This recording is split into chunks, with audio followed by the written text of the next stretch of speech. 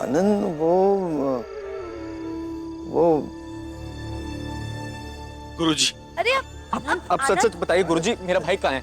आप छुपा रहे हैं कुछ, बताइए।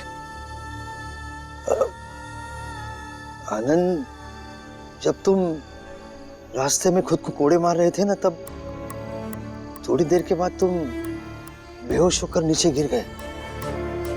फिर मैंने और भीम ने तुम्हें अस्पताल में भर्ती कराया। बहुत सोचने के कारण इनके दिमाग में खून जम गया। पूरे इलाज में 6 रुपए लगेंगे। आप कम से कम 3 रुपए ले आइए, मैं इलाज शुरू कर देता हूँ। मेरे पास भी कुछ पैसा है। पैसे कितने हुए रमा, दिखा।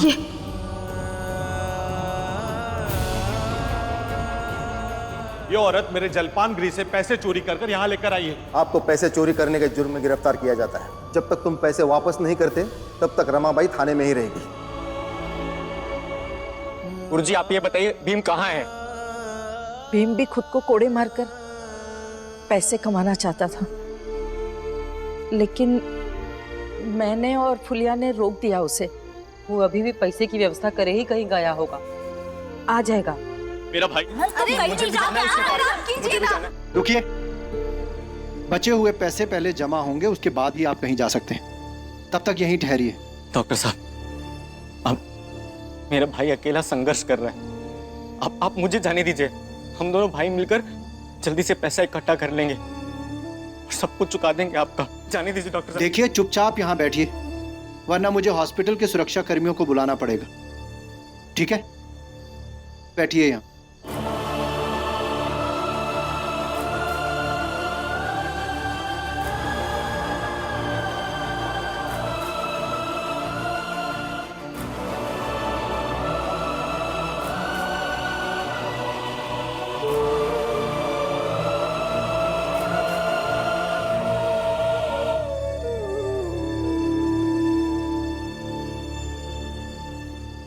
दीपक,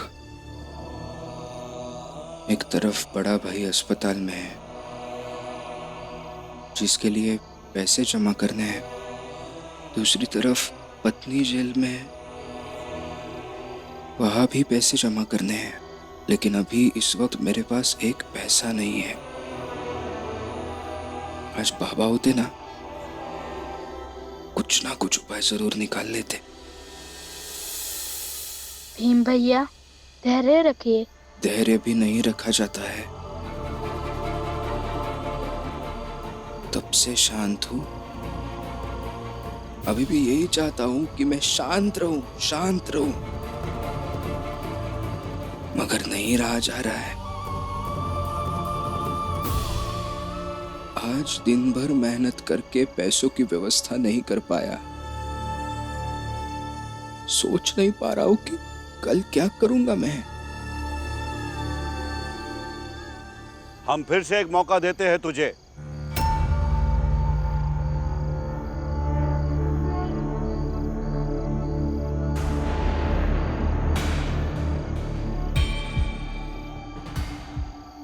भीमराव, हम तुझे एक मौका और देते हैं।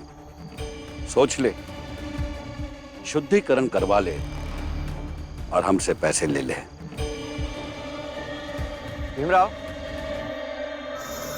करवा लो शुद्धिकरण, पैसे भी मिल जाएंगे और मुझे भी बार बार तुम्हें तुम्हारी औकात नहीं बतानी पड़ेगी। शुद्धिकरण के पश्चात तुम ऊंची नहीं, थोड़ी ऊंची जाति के बन जाओगे। और हाँ, शुद्धिकरण के बाद तुम मुझे मेरे पैसे वापस लौटा देना।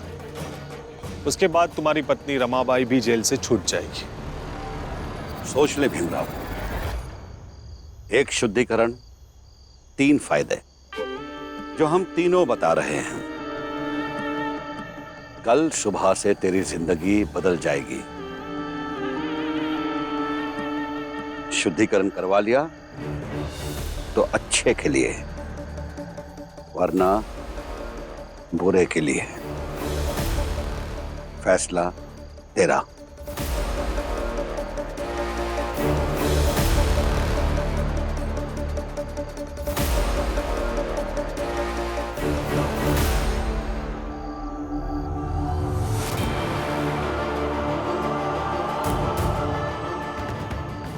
हम तुझे एक मौका और देते हैं, सोच ले, शुद्धिकरण करवा ले और हमसे पैसे ले ले। करवा लो शुद्धिकरण, पैसे भी मिल जाएंगे और मुझे भी बार बार तुम्हें तुम्हारी औकात नहीं बतानी पड़ेगी। शुद्धिकरण के बाद तुम मुझे मेरे पैसे वापस लौटा देना। उसके बाद तुम्हारी पत्नी रमाबाई भी जेल से छूट जाएगी।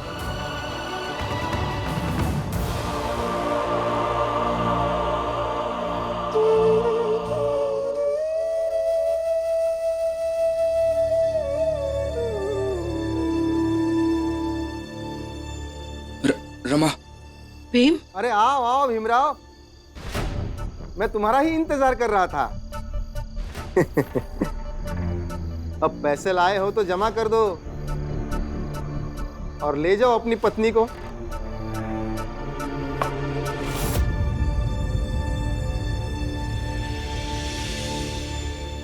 कुछ बोलोगे? पैसे नहीं हो पाए। नहीं हो पाए? फिर यहाँ क्या करने चले आए? रमा से मिलने आया हूँ। अरे भीमराव, ये पुलिस थाना है, कोई पति पत्नी के मिलन करने का स्थल नहीं कि मुंह उठाया और चले आए। कैसी हो तुम रमा? मैं ठीक हूँ। भीमराव, क्या बताओ तुम्हें, अरे बहुत दुखी और अफसोस में है तुम्हारी पत्नी। ऐसा पति मिला है जिसने अपनी झूठी अकड़ के चक्कर में अपनी पत्नी को ही जेल तक पहुंचाया।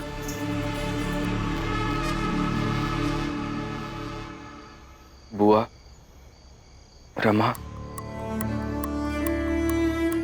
मैंने सच में बहुत कोशिश की, अभी भी कर रहा हूं, लेकिन कुछ नहीं हो पा रहा है। कैसे कुछ नहीं हो रहा? आपकी कोशिश करने से लोगों के जीवन की शांति भंग हो रही है। पेशा से जो दरोगा है, उनके मन की पीड़ा भी बढ़ रही है, इसलिए आप सफल ना हो जाए। आप परेशान मत होइए, हो रहा है, बहुत कुछ हो रहा है।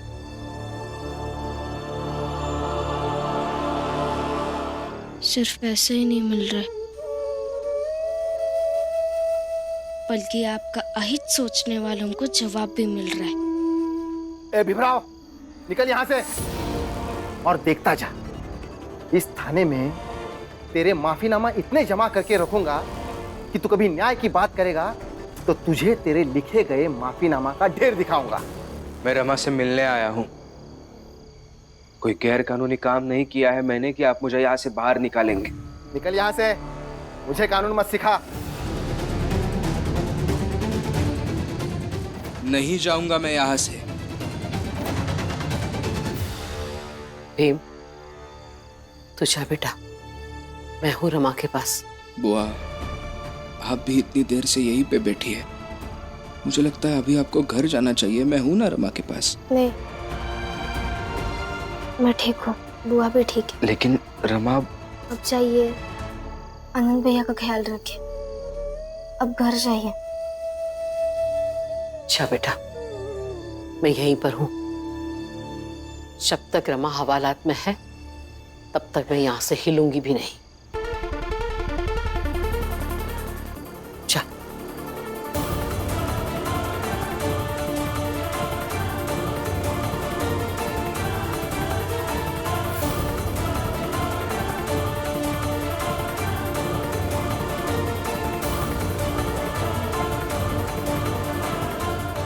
इस भीम के जैसा ढीठ आदमी कभी देखा नहीं। देखेंगे कैसे? मेरे पति भीमराव अंबेडकर जैसा इस दुनिया में कोई है ही नहीं। और ये जो आप बार बार माफीनामे की बात कर रहे हैं ना, एक दिन आप खुद मेरे पति को माफीनामा लिख कर देंगे। वो दिन कभी नहीं आएगा। देखते हैं।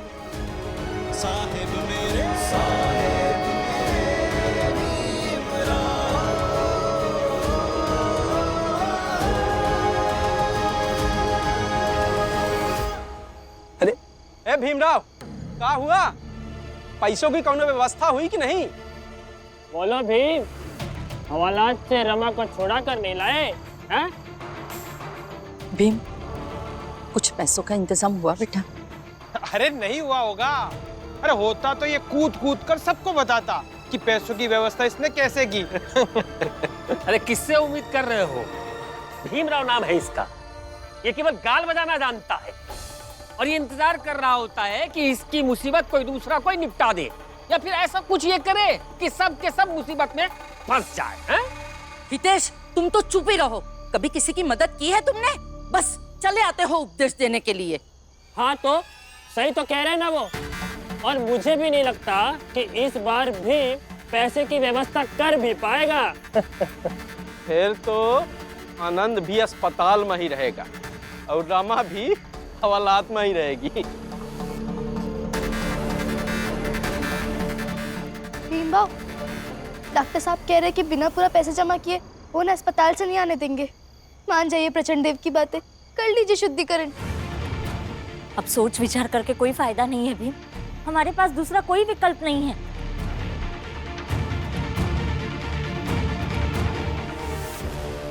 प्रचंड देव, नरोत्तम जोशी और साधव भी यही कह के गए,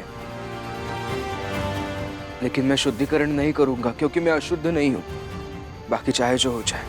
चाहे आपके भाई अस्पताल में ही क्यों ना पड़े रहे, और चाहे तुम्हारी पत्नी रमा जेल में कैद रहे। मैं भी बहुत परेशान हूँ, मुझे इसका कोई हल निकालने दीजिए। भीमराव, तुम्हारे बाबा और भाऊ के गैर मौजूदगी में ये घर की जिम्मेदारी तुम्हारी को निभानी है और तुम्हारी पीठ दिखा के भागत हो।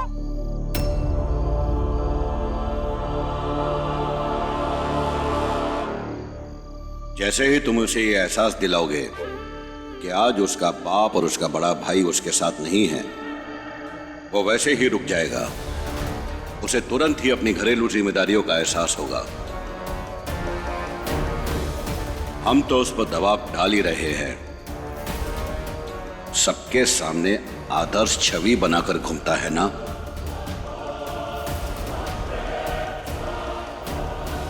तुम्हें उसकी आदर्श छवि पर ही चोट करना है। आज की तारीख माई परिवार में तुम्हारी इकलौते मर्द हो और तुम्हारे बाबा और भाऊ के न रहे पर सबसे बड़े तुम्हारी हो। तो हम ये देखना चाहते हैं कि बड़े आदर्श की बात करने वाला ये भीमराव अब कौन किस्म का आदर्श स्थापित करता है? हा? कैसे अपने परिवार की मुसीबत का खत्म करता है, कैसे अपने भाई का अस्पताल से घर लेके आवत है और कैसे अपनी पत्नी का हवालात से बाहर निकलवावत है। भीमराव, तुम अपनी जिम्मेदारियों से हमेशा मुंह मोड़ लेते हो। अरे बोलो, कुछ तो बोलो। अरे ये तो सोच रहा होगा कि ऐसा कुछ भाषण दे दे ताकि इसका ऐप छुप जाए, हम लोग चुप हो जाए और ये अपनी जिम्मेदारी से निकल जाए। बहुत तेज है ये। सही कह रहे हो हितेश बाबू, ये है ही भगोड़ा। सोच लीजिए भीम भाऊ, एक आपके बाबा है जो इस घर के लिए इस घर से दूर सर्कस में जाने को तैयार हो गए, और आपके भाई वो खुद को कोड़े मारते सरेआम 2 पैसे कमाने के लिए, और आप इस घर के लिए शुद्धिकरण नहीं करवा सकते। और शुद्धिकरण अगर एक ढोंगी है तो क्यों नहीं करवा लेते शुद्धिकरण? क्या फर्क पड़ जाएगा? तुम जैसे हो वैसे ही रहोगे, लेकिन हमारी समस्या तो खत्म हो जाएगी। शुद्धिकरण करवा लो। करवा लो शुद्धिकरण, करवा लो शुद्धिकरण, करवा लो शुद्धिकरण, करवा लो शुद्धिकरण, करवा लो शुद्धिकरण,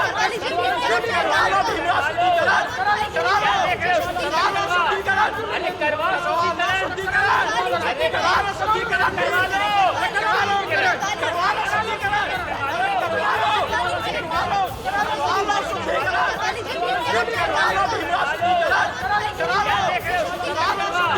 अरे करवा लो शुद्धिकरण, अरे करवा लो शुद्धिकरण, करवा लो, करवा लो, अरे शुद्धिकरण करवा लो, करवा लो, अरे करवा लो शुद्धिकरण, करवा लो शुद्धिकरण, करवा लो। बस, चुप हो जाओ सब। मदद करने के समय तो एक पैसा नहीं निकला किसी से, और चले आते हो जिम्मेदारी का पाठ बढ़ाने के लिए। जाओ यहाँ से, छोड़ दो उसे अकेला। जाओ।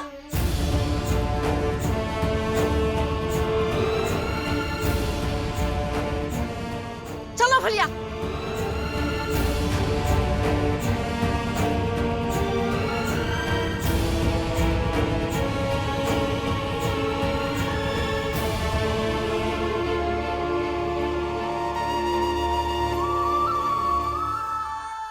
एक आपके बाबा है जो इस घर के लिए इस घर से दूर सर्कस में जाने को तैयार हो गए, और आपके भाई वो खुद को कोड़े मारते सरेआम 2 पैसे कमाने के लिए, और आप इस घर के लिए शुद्धिकरण नहीं करवा सकते। तुम्हारे बाबा और भाऊ के गैर मौजूदगी में ये घर की जिम्मेदारी तुम्हारी को निभानी है, और तुम्हारी पीठ दिखा के भागत हो। ये है ही भगोड़ा। क्या करूं मैं, समझ नहीं आ रहा है क्या करूं। बाबा, बाबा आपको ऐसे छोड़कर नहीं जाना चाहिए था। आपके बिना कमजोर लगता हूं मैं बहुत। वैसे तो आप कहते रहते थे ना भीम, मैं चाहे तुम्हारे पास रहूं या तुमसे दूर, रहूंगा तुम्हारे साथ ही। आज आपकी बहुत ज्यादा जरूरत है बाबा, लेकिन आप नहीं हैं, तो मैं ऐसा ही समझूंगा ना कि आपने वो सब झूठ कहा था।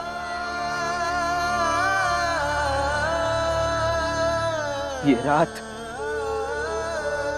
ये चाल के लोग, ये हालात और आपका कहा गया वो झूठ, ये सब डरा रहा है मुझे। हाँ बाबा, आपका बेटा डर रहा है, समझ नहीं पा रहा है कि कल सुबह क्या होगा। मैं डर रहा हूं बाबा।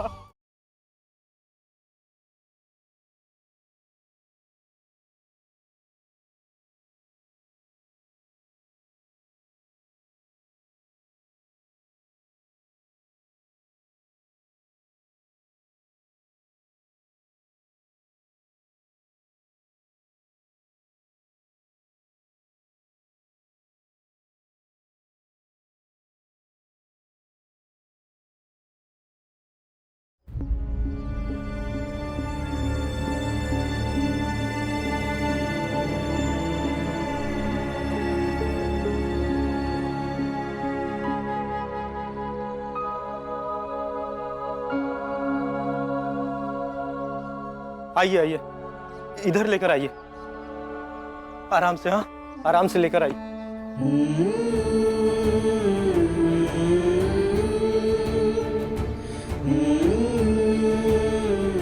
पुरंजन काका, बाबा, काका क्या हुआ है बाबा? कुछ नहीं हुआ है, चारपाई लेकर आओ पहले, जल्दी जल्दी लेकर आओ बेटा, जल्दी लेकर आओ।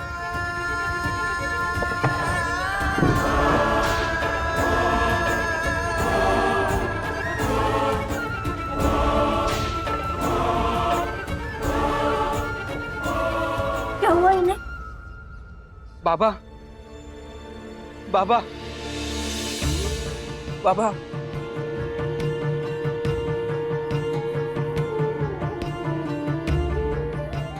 आप लोगों का बहुत बहुत धन्यवाद कि आपने हमारी मदद की। आपका ये एहसान हम पूरी जिंदगी नहीं भूलेंगे। अब हम चलते हैं, बस जाने से पहले हमें भीमराव जी से मिलवा दीजिए। हाँ, हमारी भी यही इच्छा है कि हम भीम से मिल करके जाएं। यही है भीम। अरे ये क्या कर रहे हैं आप? उठ जाइए, उठिए, ये मत कीजिए।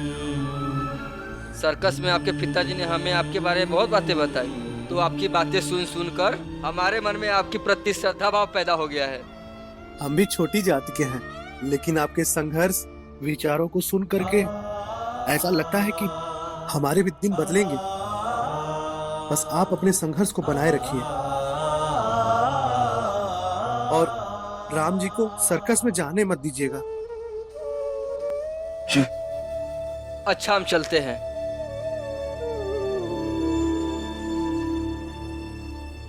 काका, क्या हुआ है बाबा को?